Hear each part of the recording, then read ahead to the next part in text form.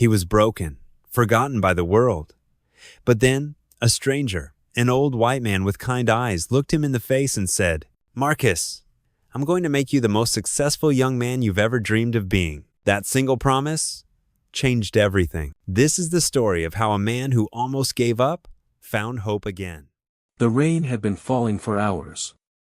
Atlanta's streets glistened under the dim orange glow of the streetlights, and in a corner of a nearly empty parking lot sat an old, beat-up 2008 Ford Fusion.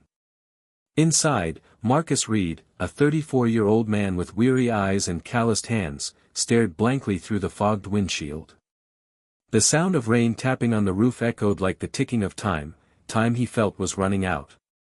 Around him, the car told its own story, a pile of unpaid bills on the passenger seat, a half-empty water bottle, 2 wrinkled job application forms, and a single photo of a younger Marcus standing proudly with his construction team, smiling, holding a hard hat. That photo, it felt like a lifetime ago. Marcus leaned his head back against the seat, closing his eyes. His stomach ached, he hadn't eaten properly in 2 days. The last thing he'd had was a gas station sandwich and a cheap cup of coffee that tasted more like burnt water. He whispered to himself, voice heavy and tired. What's the point anymore? Outside, thunder rolled. Inside, silence swallowed him. Before life began to crumble, Marcus had been the kind of man people looked up to. He was disciplined, dependable, and full of ideas, the first to arrive at work, the last to leave.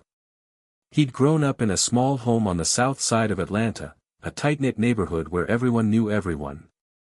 His father, Harold Reed, was a construction worker who never made much money, but he had dignity. Harold taught Marcus 2 things, how to build, and how to stand tall, no matter what tried to break him. Marcus used to follow him to job sites as a boy, watching how his father measured, cut, and hammered with care. The smell of sawdust and sweat became his comfort. His mother, Lydia, was the heart of their home, a woman who believed that prayer could patch any broken wall. "You're meant for more, Marcus," she'd tell him. "You got your daddy's strength and my stubborn heart. Don't waste it." And for years, he didn't. He went to college on a small scholarship, studied civil engineering, and worked hard to earn a place as a junior site manager for a big construction firm in downtown Atlanta. He loved that job. The noise, the sweat, the progress, watching something rise from dirt to skyline gave him pride. Then came 2022, the layoffs. The company Marcus worked for downsized after a project got cancelled. The announcement came during a Friday morning meeting. He remembered the room, the smell of fresh coffee, the fake smiles, the HR lady reading names off a list. When she said, "Marcus Reed," he didn't believe it at first. He'd given them everything. Worked weekends. Covered for his supervisor. Trained new hires. But loyalty doesn't pay the bills when budgets shrink. They handed him a box, a small severance check, and a handshake. "We really appreciate your service, Marcus," the manager said. "We'll give you a great recommendation." But recommendations don't stop eviction notices. Days turned into weeks, weeks into months. He sent resumes to dozens of companies. Some replied with polite rejections. Most never replied at all. He tried doing part-time jobs, deliveries, warehouse work, but nothing stuck. His car broke down once, his rent fell behind, and soon his landlord gave him that final warning. When he lost his apartment, he started sleeping in his car. The first night, he told himself it was temporary. The second week, he stopped answering calls from friends. The third month, he stopped calling his mom. He couldn't stand to hear her hopeful voice ask, "You doing okay, baby?" He didn't want to lie anymore. That night, sitting in the car as rain poured down, Marcus opened his wallet. Inside was a worn-out driver's license, an old picture of him and Nia, and exactly $3.47 in cash. Nia had been with him for 5 years. She'd stuck through the first few months of struggle, but as the months turned into years, her patience ran dry. He remembered the last time they spoke, her voice shaking with frustration. "Marcus, I love you, but I can't keep watching you drown and pretending I'm not sinking too." She packed her bags that night. He hadn't heard from her since. Now, alone in the car, Marcus whispered, "I did everything right, and still lost everything." He leaned forward, gripping the steering wheel until his knuckles turned white. Tears rolled down his face, but he didn't sob, he just breathed heavily, like someone fighting to stay alive in a storm. He thought about his father's words, "Stand tall, son." But how do you stand tall when you've got nowhere to stand? Outside, the rain eased to a drizzle. The city lights blurred through the windshield.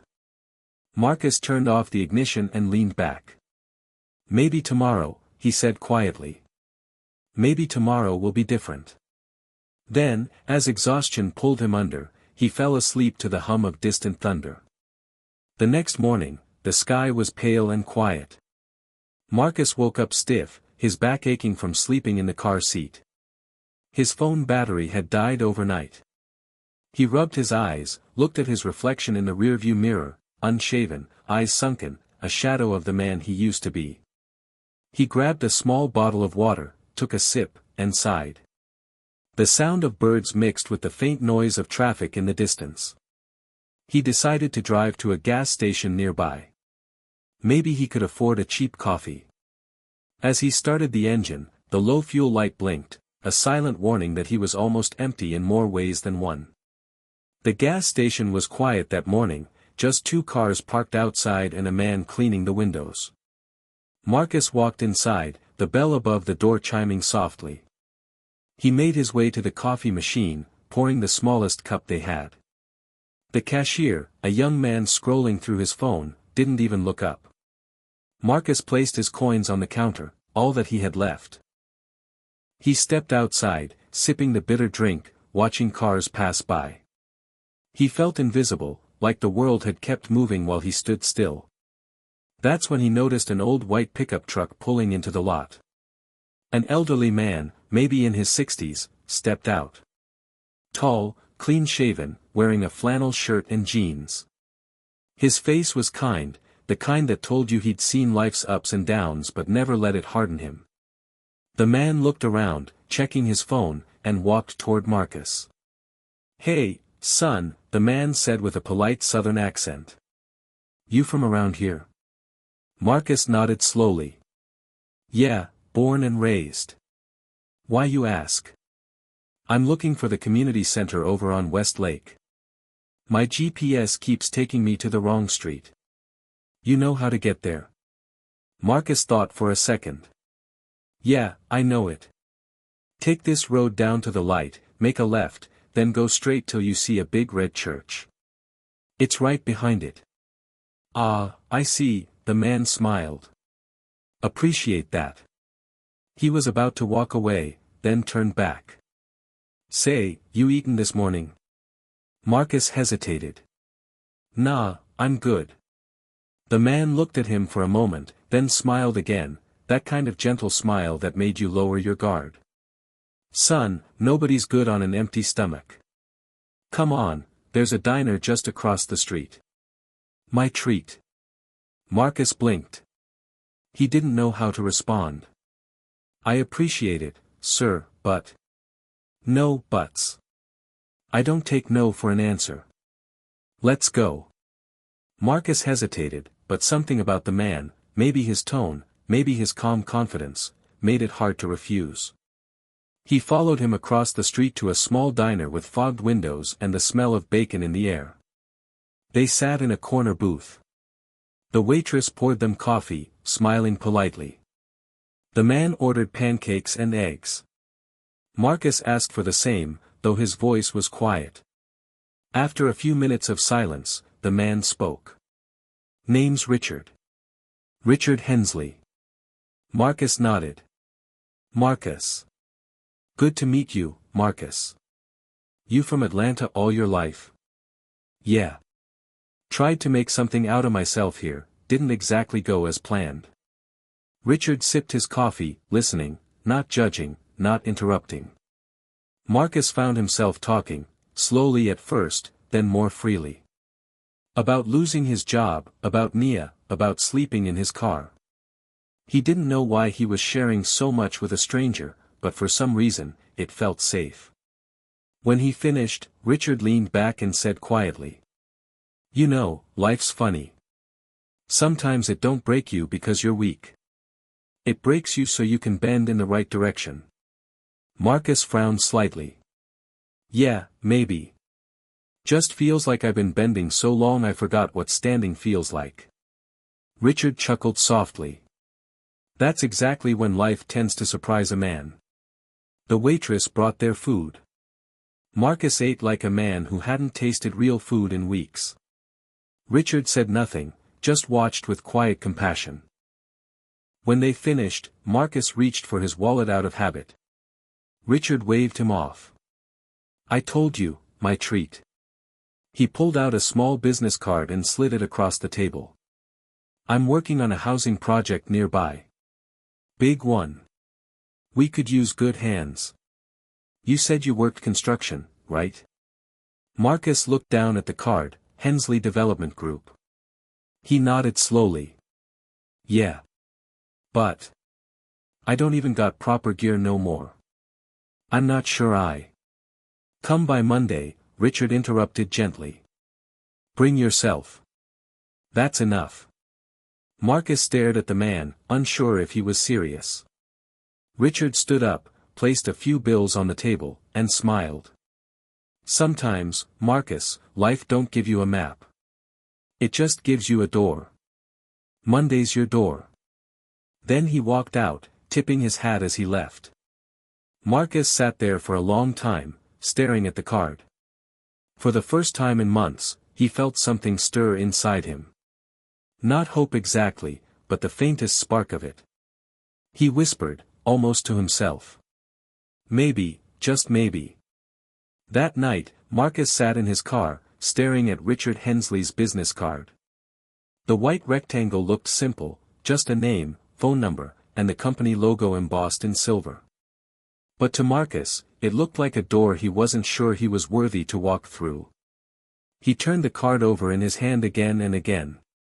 What if the man wasn't serious? What if it was just another empty promise, like the ones he'd heard before from people who said, "We'll call you," and never did? He thought about calling the number, just to check. But his phone was dead, and he didn't have enough gas to charge it. He leaned his head against the car window, watching the streetlights flicker outside. "Don't get your hopes up," he muttered to himself. "Hope just hurts worse when it breaks." But deep down, something wouldn't let him throw that card away. The next 2 days felt like the longest weekend of his life. Marcus spent Saturday and Sunday parked behind an old church where no one would bother him. He tried to distract himself, cleaning the inside of the car, writing notes about what he'd say if he actually showed up to that site on Monday. At night, he looked up at the ceiling of his car, thinking about his father's voice. A man's only truly beaten when he stops trying. Maybe showing up wouldn't fix everything. But maybe, it could start something. When the sun came up Monday morning, Marcus took the biggest breath of his life. He started the engine, the sound rough and uneven, and drove toward the address on the card. The site sat on the edge of downtown Atlanta, a large lot filled with steel beams, cranes, and the sound of hammers clanging against metal. Marcus parked his car a few blocks away and walked in, clutching the card in his pocket. His heart raced with every step. He didn't know what to expect, maybe he'd just get turned away. But he had to try. As he reached the gate, a security guard looked him over. "You here for work?" the guard asked.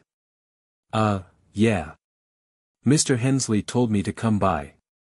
The guard raised an eyebrow. "You mean Mr. Richard Hensley? The boss?" "Yes, sir." The guard picked up the phone, made a quick call, then nodded. "All right, he's expecting you. Hard hat's inside that trailer. Go on in." Marcus's chest tightened. "He's expecting me." When he walked inside, he saw Richard sitting at a table with blueprints spread out in front of him. The old man looked up, smiled, and stood. You made it. Marcus nodded, still unsure what to say. Wasn't sure if I should. You did right, Richard replied. I like men who show up, even when it's hard. He motioned for Marcus to follow him outside. This place here, Richard said, waving a hand toward the construction site, is the start of something big. Affordable housing project. My company funds it, but the real work, the soul, comes from people like you. Marcus looked around, workers hammering, forklifts beeping, the smell of sawdust in the air. For the first time in months, he felt alive in that chaos. You said you worked construction before? Richard asked. Yeah. 5 years as a site supervisor. Till they downsized. Richard nodded slowly. Then you already know what to do. I can't promise much right now, just daily pay to start. But if you prove yourself, there's room to grow. Marcus could barely speak. I'll prove it, sir. You won't regret it. Good. Call me Richard, no, sir. I work for the same son you do. Richard smiled, handed him a pair of gloves, and pointed toward the main build. Welcome back to work, Marcus. The first few hours were brutal. Marcus's hands weren't used to the weight anymore, and his muscles ached from weeks of sleeping in a car. He carried heavy beams, helped guide cranes, and worked alongside men who didn't know his story, men who assumed he was just another day labor trying to make ends meet. But Marcus didn't care. For the first time in forever, he was sweating for something that mattered. When lunchtime came, he sat on a stack of wood, eating a small sandwich someone offered him. He watched the others joke around, laugh, share stories about families waiting at home. For a second, loneliness tried to creep in. But then he looked at his hands, blistered and dirty, and smiled faintly. Still got it, he whispered. Later that day, Richard stood on the upper floor scaffolding, watching Marcus work. One of the foremen, a man named Derek, walked up beside him. New guy's strong. Doesn't complain.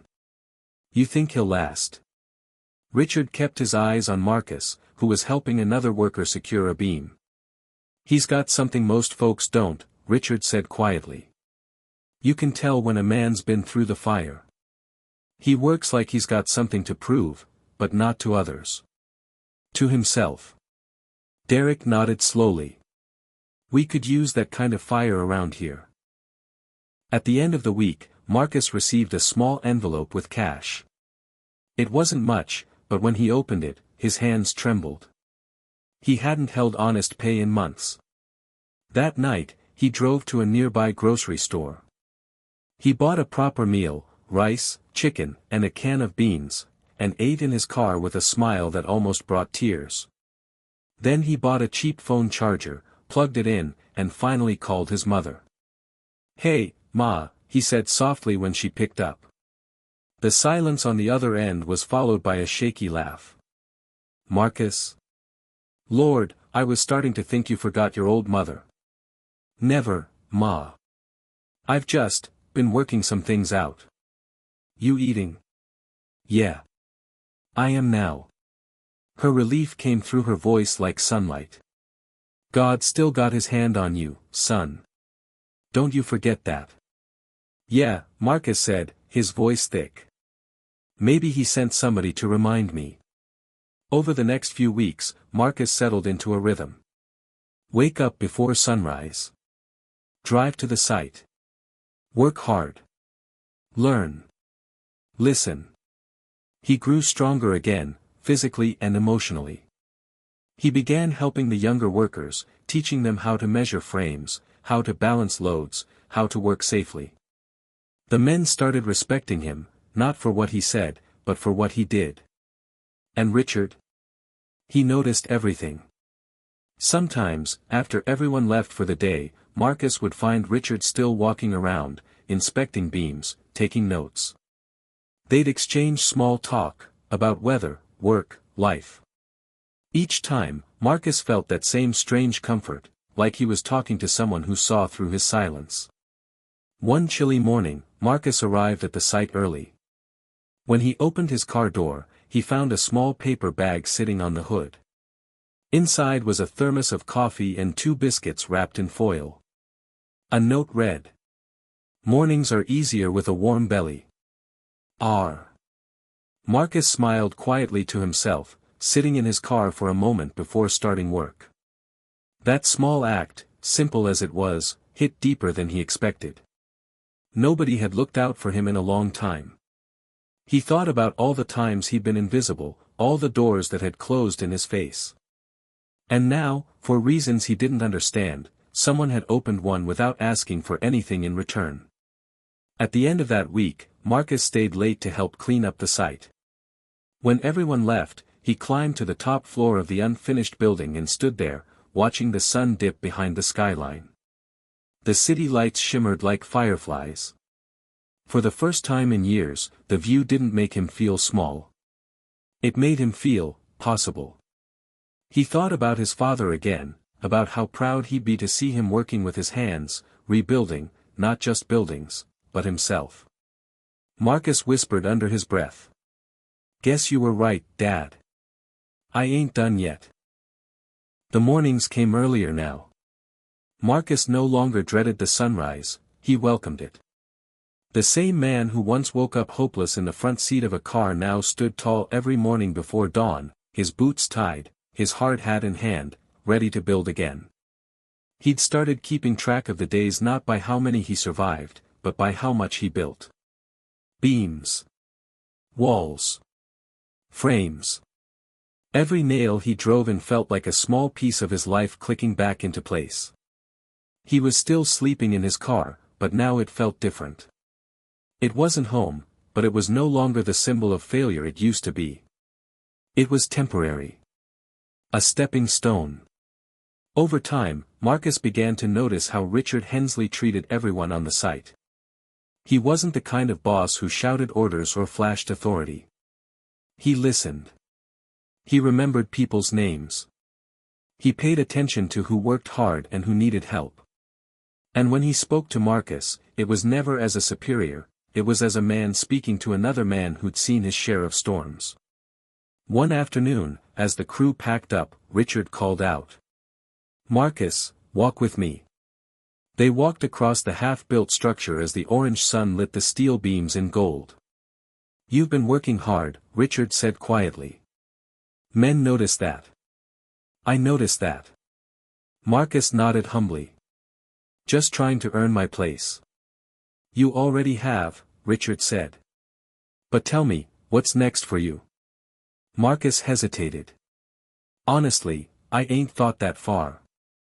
Just trying to make it through each day." Richard stopped walking and looked at him. "That's fine for surviving. But if you want to live again, you need a plan.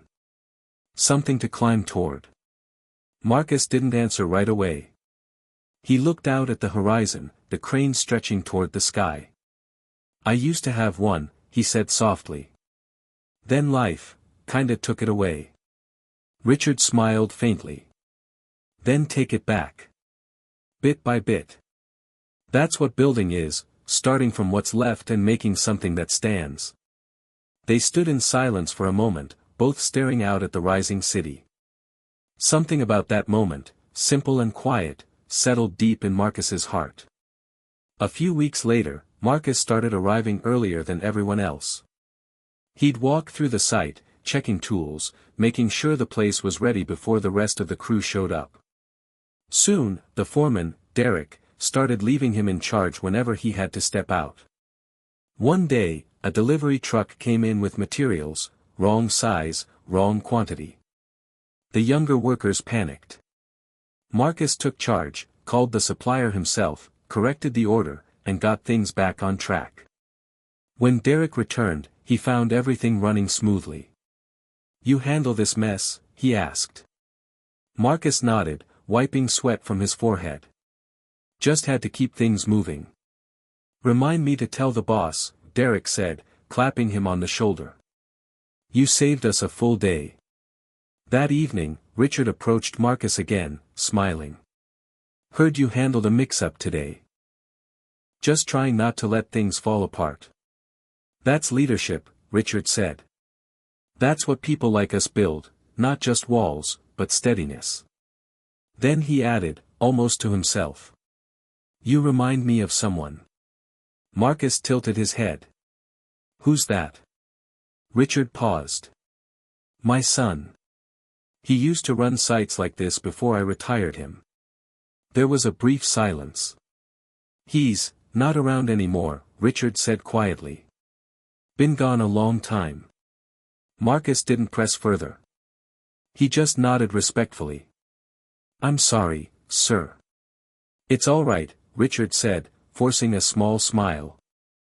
Life gives, life takes. What matters is what we build while we're still breathing. As the weeks passed, Richard and Marcus began talking more. Not just about work, about life. About how different their worlds looked, but how similar they felt on the inside. They shared coffee in the mornings before the others arrived. Sometimes they didn't talk much at all, just watched the city wake up. One morning, Marcus asked. Why'd you start this project, anyway? You don't seem like the kind of man who needs more money. Richard chuckled. Money's never enough, son. I built skyscrapers once. Owned half of downtown Atlanta. But I lost sight of what mattered, people.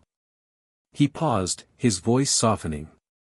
After my boy died, I realized the best thing a man can build is a life that helps others live theirs. Marcus listened quietly. He could see the pain in Richard's eyes, the kind that never really fades, only hides behind years of wisdom. That's something my father used to say too, Marcus said. He told me real builders don't just make things, they make purpose. Richard smiled. Smart man. Bet he'd be proud of you. Marcus looked down, emotion tightening his throat. I hope so. You said. Write part 4 15 to 20 minutes. You said. Write the part 5 20 to 25 minutes. You said. Generate the into text, when the old man is telling Marcus that he will make him the most successful young man. Write it in a way that it will be faster for my into video. The next morning, half the crew didn't show up. Marcus looked around, the site was quiet. Too quiet. Derek was gone, too, left a message saying he needed a more stable gig. For a second, panic flickered in Marcus's chest. Then he remembered what Richard said, keep it steady. So he did. He gathered the remaining men and said. Look, I know things are rough right now. But walking out won't fix anything. We keep this place standing till it's done. You with me? The men looked at each other, tired, uncertain. But something in Marcus's tone made them stay. He led by example, lifting, hammering, sweating, laughing when he could. He reminded them why they started the project in the first place, to build something that would give people homes. By the end of the day, the site was buzzing again. When Richard came by that evening, his eyes widened at the sight. Men were working. Progress was visible. He approached Marcus, smiling quiet. You saved it. Marcus shrugged. Just did what needed doing. You did more than that, Richard said softly. You reminded these men what purpose feels like. 2 weeks later, the permit was approved. Funding returned. The project roared back to life stronger than ever. And this time, Richard gave Marcus an envelope. Inside was a letter promoting him to site supervisor. Marcus looked at the letter, stunned. Richard, I don't even. You earned it, Richard said. Don't argue with blessings. Marcus smiled, a genuine, unguarded smile that reached his eyes for the first time in years. Thank you, Richard. For believing when I didn't. You did the hard part, Richard replied. You showed up when it mattered. That night, Marcus drove out to the quiet part of the city, a spot overlooking the skyline. He parked, rolled down his window, and let the night air fill the car. He thought about everything, his failures, his losses, his mother's prayers, his father's lessons, and the strange kindness of a white man who saw value in him when the world didn't. It wasn't about race anymore. It wasn't about class. It was about connection, about humanity. Marcus whispered softly, almost a prayer. "Thank you, God, for second chances." He smiled faintly, resting his head back.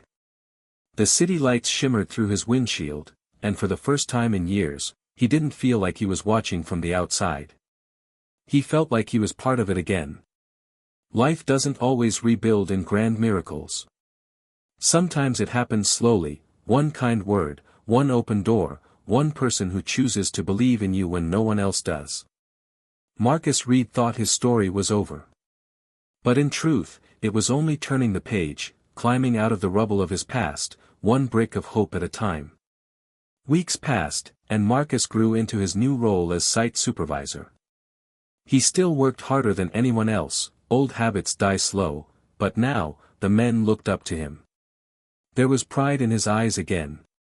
Not arrogance, just quiet gratitude. Every paycheck he received, he sent half of it to his mother back home. The rest, he saved. He no longer slept in his car. Richard had helped him rent a small apartment near the site, nothing fancy, just clean and safe. For Marcus, that was heaven enough. Still, something inside him stayed restless, a question that kept returning late at night. Why me? Why had this man, a billionaire, cared enough to help him rise again? One chilly morning, Richard invited Marcus for coffee at his estate, the first time Marcus had ever seen where the old man lived. The place was massive, like something out of a movie, high stone walls, a driveway long enough to lose sight of the gate, and gardens that looked hand-painted. Marcus stepped out of his old pickup, feeling almost out of place.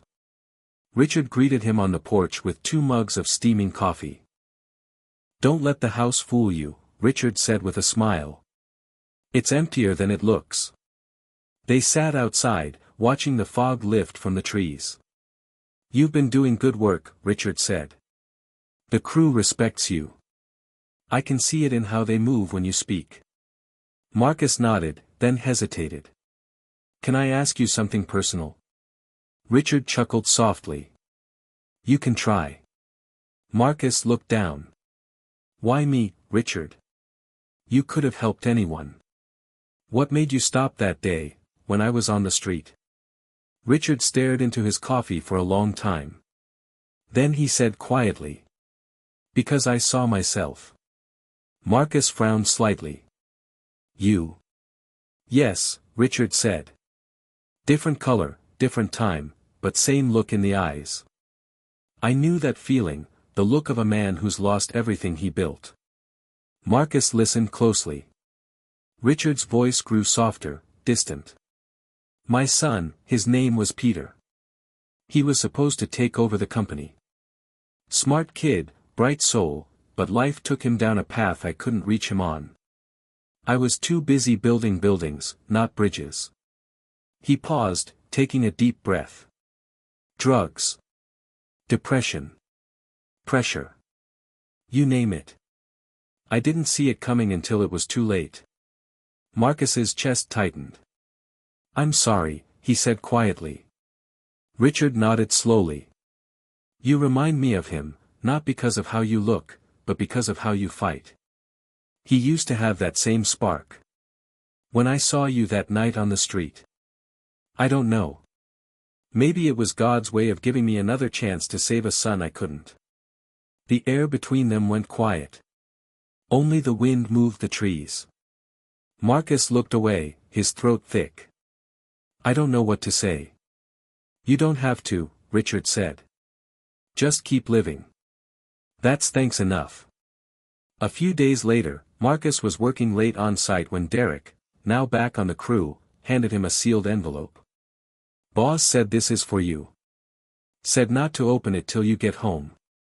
Marcus raised an eyebrow. "You know what it is?" "Nope. But he smiled when he gave it to me, so probably not bad news."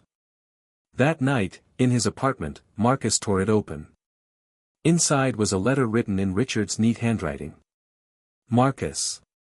If you're reading this, it means I've gone out of town for a bit.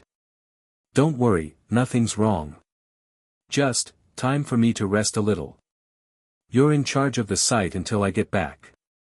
I trust you more than anyone else there. Don't let the board or the investors shake you, you've got everything it takes. P.S. There's something I want to show you when I return. Something I've been working on quietly, for you. Keep building. R.H. Marcus folded the letter carefully, a mix of pride and curiosity swelling in his chest. Weeks passed. Richard didn't come back. Marcus called, texted, even drove to the estate. The gates were closed, and the guards said the boss had gone out of state for medical rest. A cold worry settled in Marcus's stomach. He kept the site running, though. He couldn't let the crew see his fear. One night, as he stood looking over the half-finished structure, he whispered under his breath. "Don't you quit on me now, old man." It came one Sunday morning. A soft, polite voice on the phone. "Mr. Reed? This is Mary, Mr. Hensley's assistant. I'm calling from Atlanta General Hospital." Marcus froze. "Is he all right?" "He's stable now, but he's been asking for you. He insisted I call." Without thinking twice, Marcus packed a bag, jumped in his truck, and drove through the night. Scene 6, the hospital room. When Marcus entered the room, Richard looked frail, thinner, his skin pale against the white sheets. But his eyes were still alive. "You made it," Richard whispered, smiling faintly. Marcus sat beside him, gripping his hand. "Don't scare me like that again, man." Richard laughed weakly. "I told you, just needed a tune-up." Marcus shook his head, trying to hide his emotion. "They said you've been here for weeks. Doctors wouldn't let me leave. Heart's a little tired." There was a pause. Then Richard said softly. "You remember that project I mentioned? The one I said I was working on for you?" Marcus nodded. "Yeah. It's a scholarship foundation," Richard said. "In your name. For men like you, people who just need one chance, one open door. I called it the Second Chance Initiative." Marcus stared at him, speechless. "Richard, why would you?" "Because you proved it works," Richard interrupted gently. "You're the proof that when a man's given grace, he can build again." Tears welled in Marcus's eyes. He tried to blink them away, but they fell anyway. "You changed my life," he whispered. "No," Richard said softly, squeezing his hand. "You changed mine." Richard stayed in the hospital for another week.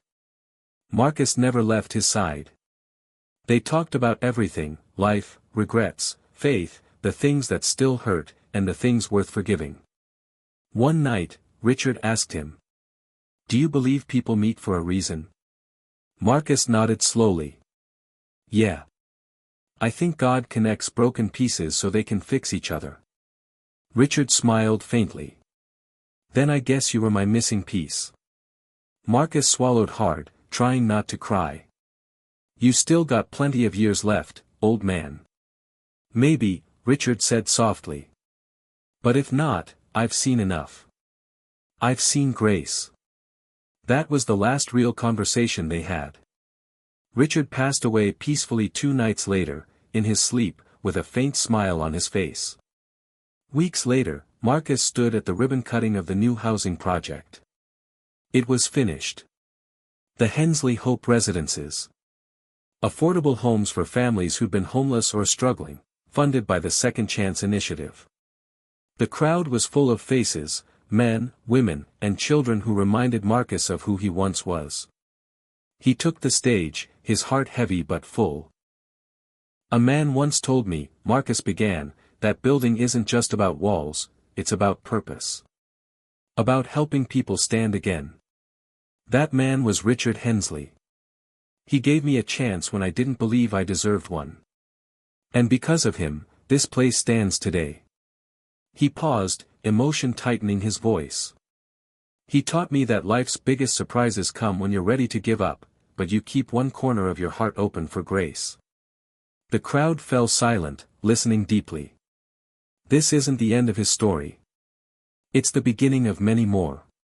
He cut the ribbon. The crowd cheered. Somewhere, Marcus felt that same warmth he'd felt the night he first met Richard, a quiet voice inside whispering. Keep building. Later that evening, Marcus returned to the city skyline where he used to park his car.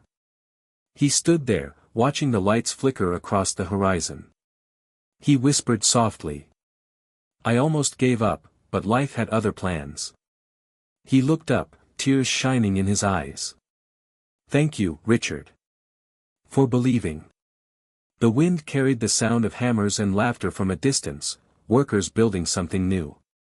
And in that sound, Marcus heard it again, the music of second chances. The next morning after the ribbon cutting, Marcus woke up early. The kind of early that carried peace instead of worry. The sun poured through his apartment window, landing on the letter framed on his wall, the one Richard had written him months before. Marcus stood before it for a moment, reading the words again. Keep building. He smiled faintly, then grabbed his jacket and headed out. The world outside felt brighter, not because it had changed, but because he finally had. He drove past the newly opened Hensley Hope residences. Kids were already playing outside. Families were moving in. Laughter, real, human laughter, echoed through the courtyard. Marcus slowed down, rolled down his window, and just watched for a while. He felt something swell in his chest, not pride, but gratitude. In the months that followed, Marcus dedicated himself to expanding the Second Chance initiative. He didn't just want to build houses. He wanted to build people. He visited shelters, spoke at halfway homes, and partnered with local organizations. Everywhere he went, he shared his story, not to boast, but to show that no one was too far gone for a second chance. At first, it was hard. Some people didn't believe him. Some rolled their eyes when he talked about faith, grace, and rebuilding. But Marcus didn't argue. He knew that some hearts need time to thaw, just like his once did.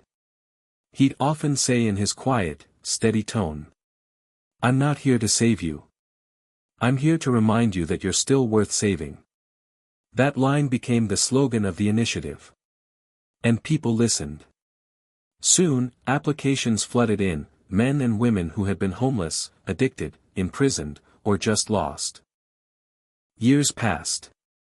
Marcus's hair began to gray, but his energy never dimmed. He became a mentor, a community leader, and a symbol of hope across the country. One evening, he stood on a stage at a national award ceremony. The Second Chance Initiative had just built its 1,000th home. The audience rose in applause as Marcus walked to the microphone. He waited for the clapping to fade, then said, You know, I used to think my story was about pain. About loss. About what I didn't have. But now I see, it was never about that. It was about people. About what happens when one person refuses to walk past another person's brokenness. He looked toward the ceiling lights as if speaking to someone unseen. I almost gave up. But life surprised me, through kindness, through grace, through a man who didn't have to care, but did. And that surprise became my purpose. He paused, his voice trembling slightly. So if you ever feel forgotten, if you ever feel like your story's over, it's not. Sometimes, the next chapter's just waiting for you to believe again. The audience stood, applause thunderous and long. Marcus stepped back, smiling faintly. In that moment, he didn't feel like a hero. He felt like a man who had simply kept a promise. Years later, an older Marcus sat on a park bench across from the Hensley Hope residences. Children played nearby. He wore the same silver watch, still ticking. Beside him sat Aaron, now grown, dressed in a work vest and carrying blueprints. You really think I can run the site without you? Aaron asked nervously. Marcus chuckled. You already are. I just come to check if you're keeping the bricks straight. They both laughed. Marcus leaned back, watching the sun set. Funny how life works. I met a man who changed mine, and now, maybe, you'll change someone else's. Aaron smiled. Guess that's how second chances work, they keep passing on. Marcus nodded slowly, eyes glistening. That's the plan. He looked out at the skyline, the same city that once broke him, now standing as proof of what faith and kindness can rebuild. The wind rustled gently through the trees. Marcus whispered under his breath, not to Aaron, not to anyone around, but to the memory that had guided him all these years. We kept building, Richard. Just like you said. Because life's greatest miracles often begin right after you almost give up.